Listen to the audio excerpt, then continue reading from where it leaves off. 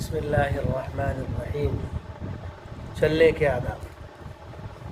Number 1، نیک نیت سے قدم اٹھانا اور اپنی رفتار کو حضرت نبی کریم صلی اللہ علیہ وسلم کی رفتار کے مطابق بنانے کی کوشش کرنا۔ آپ صلی اللہ علیہ وسلم کی رفتار جو ہے قدرے تیز تھی، یعنی تھوڑا تیزی کے ساتھ تھوڑا جھک کر چلتے تھے، ایسا محسوس ہوتا کہ ڈھلان سے اتر رہے ہیں، اور مضبوطی کے ساتھ قدم اٹھاتے۔ قال ابو ہریرہ رضی اللہ تعالی عنہ: وما رأيت احدا اسرع في مشيته من رسول اللہ صلی اللہ علیہ وسلم۔ شمائل ترمذی۔ حضرت ابو ہریرہ رضی اللہ تعالیٰ عنہ فرماتے ہیں، اور میں نے چال میں رسول اللہ صلی اللہ علیہ وسلم سے تیز رفتار کسی کو نہیں دیکھا، کسی کو اتنی تیزی کے ساتھ چلتے ہوئے نہیں دیکھا۔ اور ایک روایت ہے حضرت علی رضی اللہ تعالیٰ عنہ کی، شمائل ترمذی ہی کی، اذا مشا تقلع کانما ينحت من سبب۔ شمائل ترمذی۔ حضرت علی رضی اللہ تعالیٰ عنہ جب آپ صلی اللہ علیہ وسلم کا حلیہ بیان کرتے تو کہتے ہیں، جب آپ صلی اللہ علیہ وسلم چلتے تو قوت کے ساتھ پیر اٹھاتے، مضبوطی کے ساتھ پیر اٹھاتے، اور گویا آپ اس طرح اتر رہے ہیں، ایسا چلتے، قوت کے ساتھ پیر اٹھاتے، گویا آپ صلی اللہ علیہ وسلم ڈھلان کی طرف کیا کر رہے ہیں؟ اتر رہے ہیں۔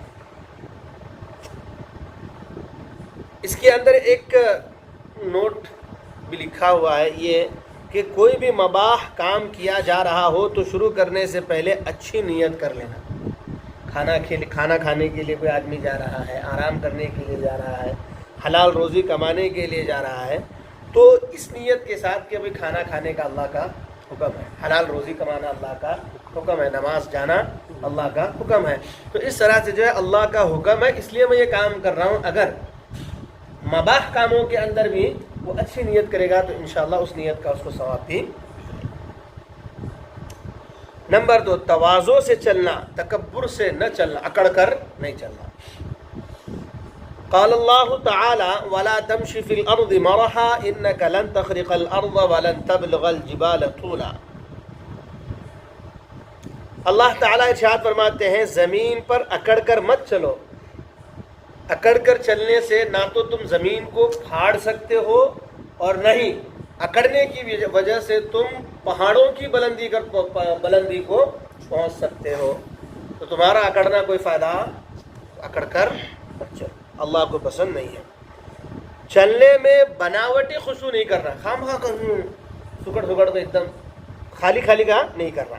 اس کے اندر ایک حضرت عمر رضی اللہ تعالیٰ عنہ کا ایک واقعہ نقل کر رہے ہیں۔ قد رأى عمر بن الخطاب رضی اللہ تعالیٰ عنہ شابا يمشي متمارضا فسأله أمريض أنت؟ قال لا، فرفع عمر الدرة فضربه بها وأمره أن يمشي بقوة موسوعة الآداب۔ یہ کتاب کا نام ہے۔ دیکھو حضرت عمر ہے، حضرت عمر ابن خطاب رضی اللہ تعالیٰ عنہ نے ایک جوان کو دیکھا، نوجوان کو دیکھا، وہ بیماروں کی طرح کیا ہے؟ چل رہا ہے۔ تو حضرت عمر رضی اللہ تعالیٰ نے اس سے پوچھا، کیا تو بیمار ہے؟ تو بیمار ہے؟ تو اس جوان نے کہا کہ نہیں۔ تو حضرت عمر رضی اللہ تعالیٰ عنہ نے کوڑا اٹھایا اور دے دیا، کوڑا اٹھا کر مارے۔ پھر اس نے کہا کہ مضبوطی کے ساتھ اور طاقت کے ساتھ کیا کر چل۔ طاقت کے ساتھ چلنا الگ چیز ہے، اکڑ کر چلنا الگ چیز ہے، ٹھیک ہے، دونوں میں فرق ہے۔ ایک چپل پہن کر نہ چلنا، یہ تو گزشتہ چپل پہننے کے آداب کے اندر بھی بات آئی، ٹھیک ہے۔ کبھی کبھی ننگے پیر چلنا، کبھی کبھی ننگے پیر بھی چلنا۔ قال فضالہ بن عبید رضی اللہ تعالیٰ عنہ کان نبی صلی اللہ علیہ وسلم یأمرنا ان نحتفی احیانا۔ ابو داود۔ حضرت فضالہ بن عبید رضی اللہ تعالیٰ عنہ فرماتے ہیں، آپ صلی اللہ علیہ وسلم ہمیں حکم دیتے تھے کہ کبھی کبھی ننگے پیر چلا کریں، کبھی کبھی ننگے پیر بھی۔ مضبوطی کے ساتھ چلنا، مضبوطی کے ساتھ چلنا۔ اب یہ جو ہے مضبوطی کے ساتھ چلنا شروع میں آیا ہی، ٹھیک ہے۔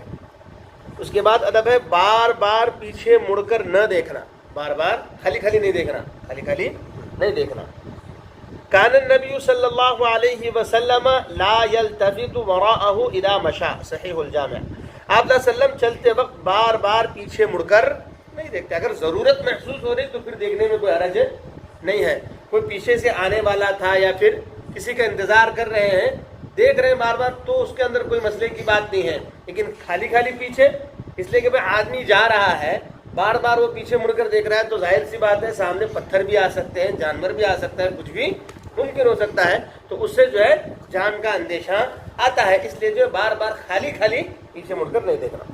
عورتوں کا راستے کے درمیان میں نہ چلنا, عورتوں کا راستے کے درمیان میں ان کا سائڈ ہو کر چلنا, ٹھیک ہے.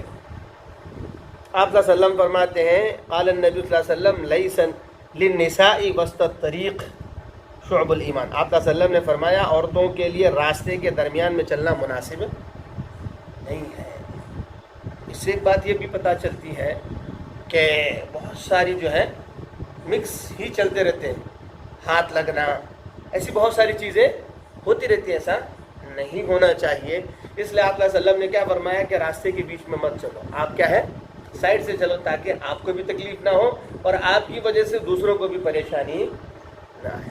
اتنا خیال رکھتی ہے شریعت کہ ظاہر سی بات ہے کسی عورت کے ساتھ کسی مرد کا مس ہو جانا, ٹھیک ہے, اس سے نفسانی خواہشات اگر جاگ جائیں تو مسائل کھڑے ہو سکتے ہیں.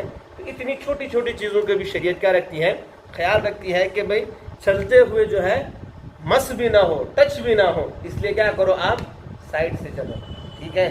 اب جیسے کہ ایک مثال, راستے پر جو پڑی ہوئی چیزیں رہتی ہیں ان کی کوئی قیمت نہیں ہوتی, اور جو سونار کے دکانوں میں پڑی ہوئی رہتی ہیں اس کو خریدنے کی ہر ایک کی اوقات نہیں ہوتی, ان کو راستے میں پھینک نہیں دیتے.